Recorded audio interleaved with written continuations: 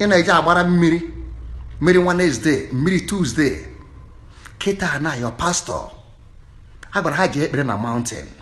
Ha gara mountain ihe ji ha kịta na ọsị m Soludo na ọ bụrụ na ofu enyi m ha gwụgwụ ha na onye ara gbara 80 years ma 60 years onye afọ anaba ma ọ bụ ebe ju ha nkiye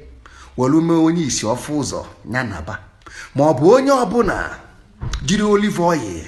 wee gwọ onye ekpenta onye aha nya naba ma ọ bụ onye ọbụla jiri mmiri were sapụ mmadụ ụchụ n'ihu onye aha naba ngwa n'ụgbọ ahịa na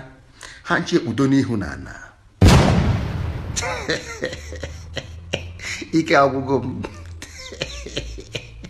dibịa enweghị ọgwụ pastọ enweghị chukwu geenụ ntị one man one God sọ nke na chi gị dị na mma nwanne olebido gị ị ga-ama na ọnwa bịalụ gị ọ dịka ụwa gwụla n'ezie ndị pastọ arenji ka m kwọrọ 12 of them bụ Soludo gba ha if you get power let thunder from heaven ndị udo gachi ha emewu ihe lezienu ndị pastọ 8 ka ọ gbara ha mbụ Soludo wee sịfa if you get power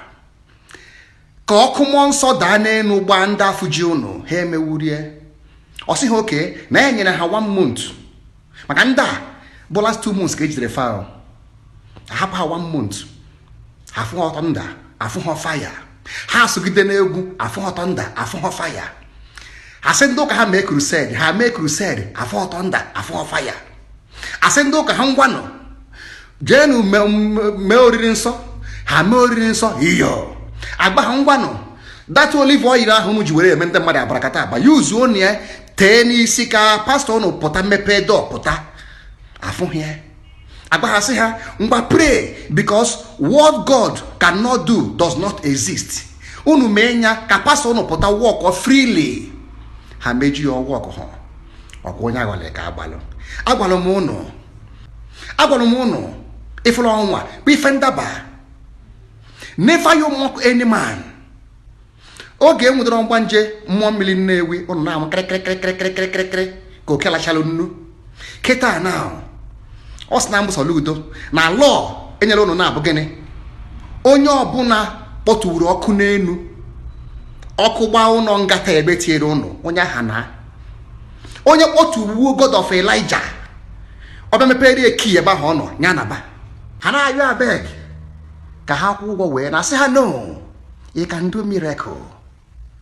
because what God cannot do does not exist. Now if you na-agwa ndị mmadụ now is the time for reality. Ha wee call 2 months ya na-eme alụ ha ọrụ ịma why ha amara Chukwu onwe ha enwe Chukwu. Bible sị gị Spirit of God does not dwell in a man forever. Ọ na-eme mmụọ na-abịa ọ na-apụ n'ime mmadụ mana ndị pastọ na-eme ka unu mata na mmụọ bi n'ime fa o wee bụrụ tabu.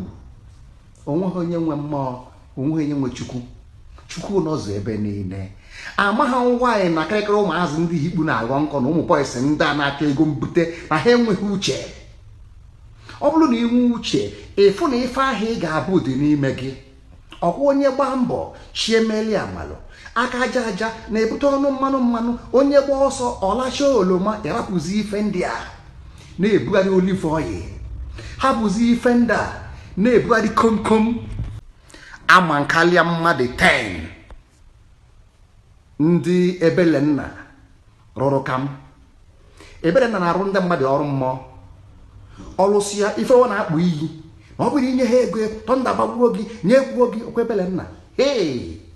ifu voice Ebelenna mmechasị efu ọ na-agwọ ma ọgwụ ọ na-agwọ na ajọ ọgwụ ọ na-aghọ che na ọgwụ ahụ na-alụ ọrụ kịta na-asị gị yuzu ọgwụ ahụ ị na-agwọ Ebelenna belu onwe gị o mewurie ọnwụ odumeja I know him very very well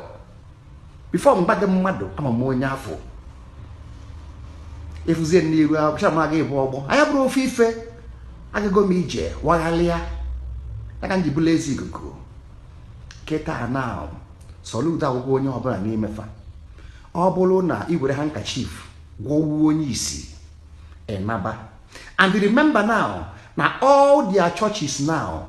government has taken it. Maka gịnị na ha ncha confess go na ha na-arụ abagataba. Fancha confess go one by one record anya na ha ncha n'aka ha adịghị ọcha.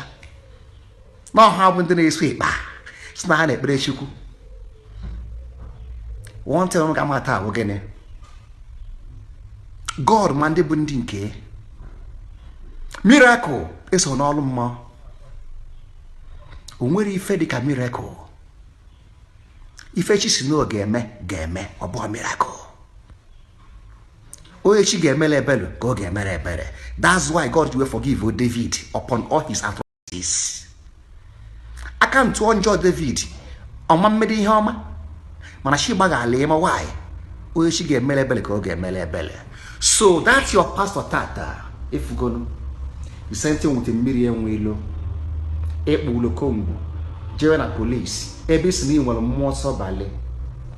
isi ni nwere mmụọ nsọ bale na agbogo agbagalo mmadụ ana na-azụ nwa ihe mee na ijue police ike adịrị ebe anwa my brother chegaliano